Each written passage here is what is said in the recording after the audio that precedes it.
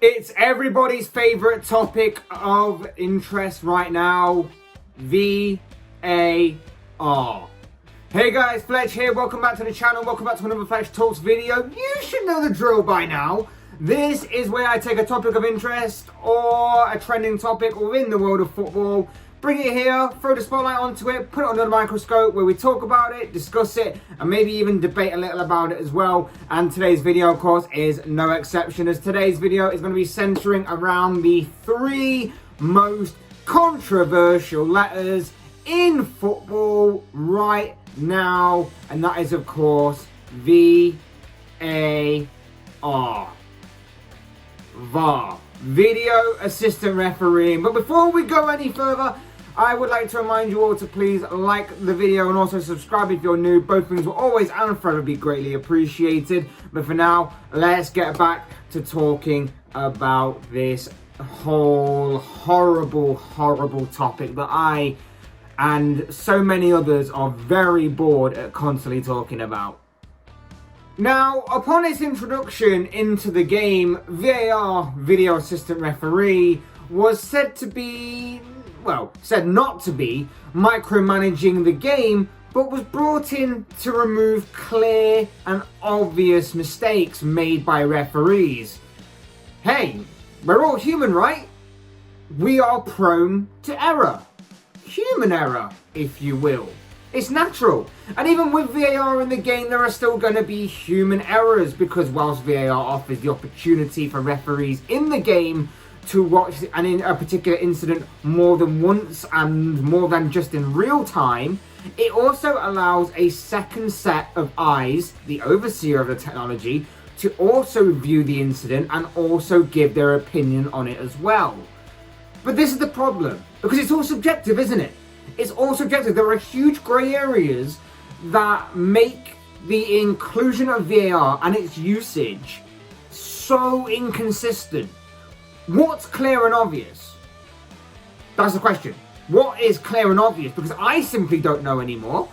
I don't know what is clear and obvious, because I don't know. I don't know what's a clear and obvious offside anymore. I don't know what's a clear and obvious handball anymore. I don't know what is a clear and obvious foul anymore. And should that foul result in either a yellow card or a red card or maybe no card at all? I simply don't know anymore. This is the most confusing thing about it, and this is the most confusing season ever, and this is why, as the season's gone on, VAR has been put more and more under the microscope, been given the spotlight completely over the course of this season, and it's turning a lot of people off from the game, from the sport. And if they're not completely off the sport in total, they're going down from a Premier League level to more of a grassroots level where VAR isn't there, and it's more organic and it's more genuine. You don't have to worry about these kind of things influencing the game and making it a horrible experience, rather than the joyous and amazing sport that we know it is and can be from previous years.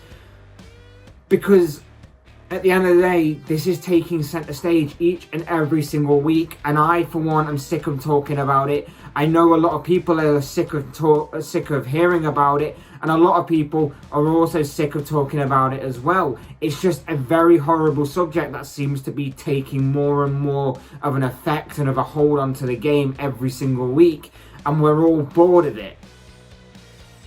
Does that mean I'm still making a video on it? Of course, because there's been a lot of incidents this past weekend alone that have kind of influenced this video.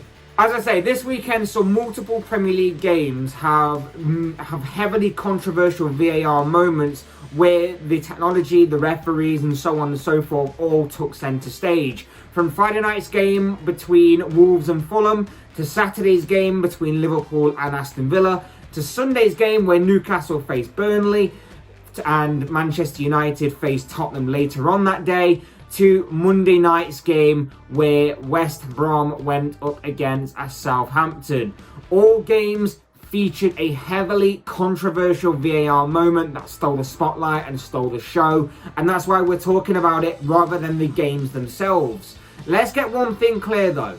The technology side is not the main issue. I can perhaps argue that maybe more camera angles could be involved in the decision-making process and so on and so forth, but the technology is not the main issue, because the main issues all stem from the rules and laws of the game that get filtered down to the referees, who, to my opinion, have a lack of awareness and lack of knowledge of the game, and then it filters down to the transparency of the decisions that the referees make. All of that goes hand in hand, it goes down like a chain of command, and they're all pretty bad. They're all pretty bad, and they don't make the game any easier, and they don't make it any easier for fans to understand either. It's clear that the rules of the game allow very little margin for error. They are clearly defined by very, very slim, very small, minuscule, tiny margins. The offside law is, of course, an extraordinary and clear example of this. It is just a bizarre law that, to me, needs changing and needs clearing up as soon as possible, especially when you've seen some of the decisions that have gone against certain teams already this season. I've already talked about a few in previous videos that I've done on this kind of subject, and talked about some of the decisions that have gone against certain teams.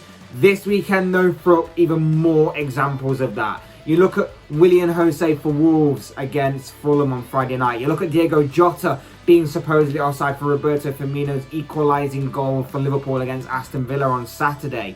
You even look at Monday night's game. The bizarre call on Monday night's game where West Brom thought they had taken the lead inside the opening few minutes against Southampton, but in the most bizarre VAR offside call, they claimed that because they couldn't draw the lines to the guy who was active and scored the goal, because there was a player stood behind him who wasn't interfering with play, but was stood behind him interfering with the camera angles, the lines. They couldn't draw a clear enough line to suggest whether he was onside or offside, so they decided to give the benefit of the doubt to Southampton. They decided to give the benefit of the doubt to the defending team and keep the game at that time goalless. That, to me, was just so bizarre, because everyone could see it was pretty much onside, but they decided not to give it anyway because they couldn't tell, even though you clearly could. Because, to me, shoulder, I know that we've seen so many shoulder calls this season, but it's just baffling to me that this is still a thing. It's baffling to me that we are still considering shoulders to be offside when clearly his feet were before the line. So to me, that's how we should change the rule.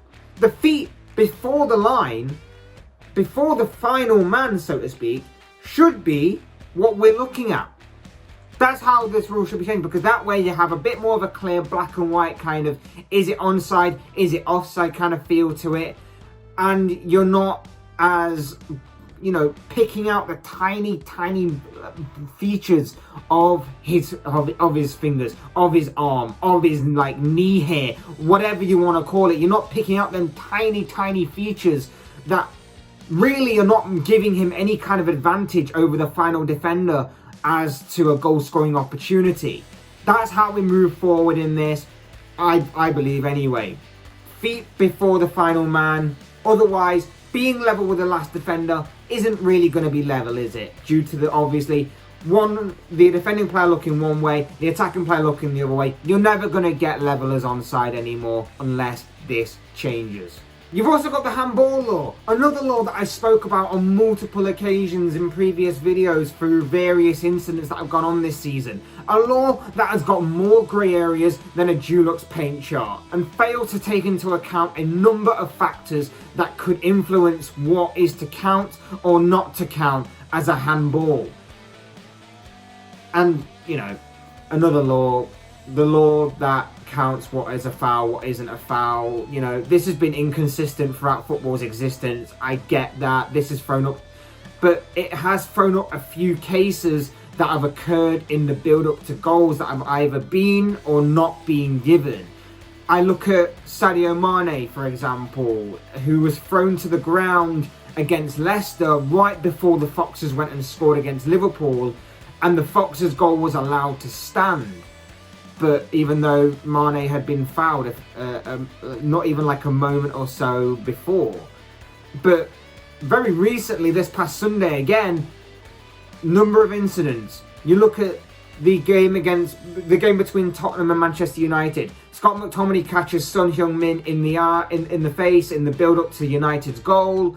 That goal is then ruled out after being looked at by VAR. The Son incident is highlighted even more because whilst that goal was chalked off, there was a penalty incident that involved in the Burnley versus Newcastle game where James Tarkowski was involved in a high boot with Sean Longstaff. He raised his boot in the penalty area. Longstaff was coming in for a header. He catches both the ball and Longstaff. It could or even should have been considered as dangerous play, but no penalty was given there. It's completely bizarre, the level of inconsistency for all three of them incidents. The level of inconsistency has really shown itself more and more this season, I feel. And like I say, it's not all on the referees. I do give the referees a little bit of slack because I know they come under heavy scrutiny when these kind of things. But I do give them a little bit of slack when it comes to the rules and laws of the game that need to be completely ripped up and changed for the better.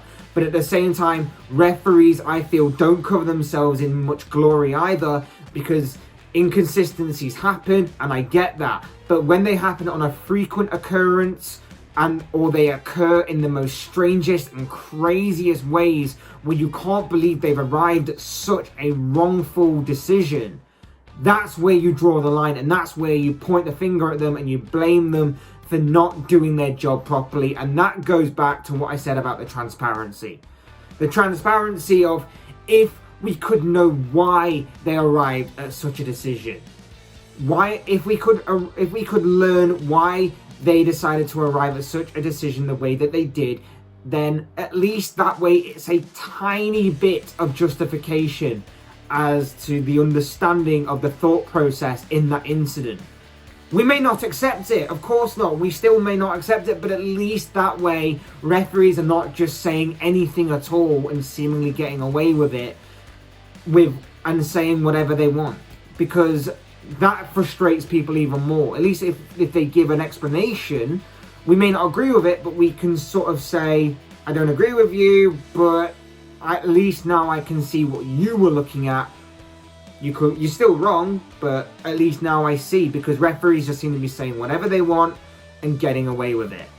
Either way, I think this summer especially, you get this season out the way and done with, and you go to the summer, the FA, the Premier League, IFAB, International Football Association Board, and whoever else is involved all need to get together and sort this out, because it's beyond a joke now. It's becoming so regular that we're having this kind of discussion that they need to tear up the rule book and rewrite it. They need to redefine what VAR's involvement within football matches need to be, and what and the guidelines of what counts as their VAR interference matter. And they need to get their referees up to a good standard, a standard of understanding the game to a point where we can say we cannot eradicate all errors that go on in this game, but the mistakes that matter are being kept to a bare minimum. That's all we ask. But of course, these are the thoughts, comments, opinions, and whatever else you want to call it of this guy. I want to know what you guys think. What do you make of the VAR calls that happened this weekend? What do you make of VAR as a whole? What do you make of the referees that are based in the Premier League? What do you make of the rules, the laws, IFAB, the FA, Premier League?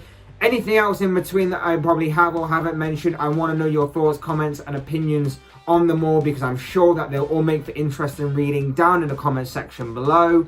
Otherwise, hit the like button on the way if you enjoyed the video, subscribe if you're new or want to see more content like this. Both things are always and forever greatly appreciated. And as always, thank you all so much for watching and listening. I've been Fletch, this has been another Fletch Talks video, and I will see and speak with you all again soon in another video.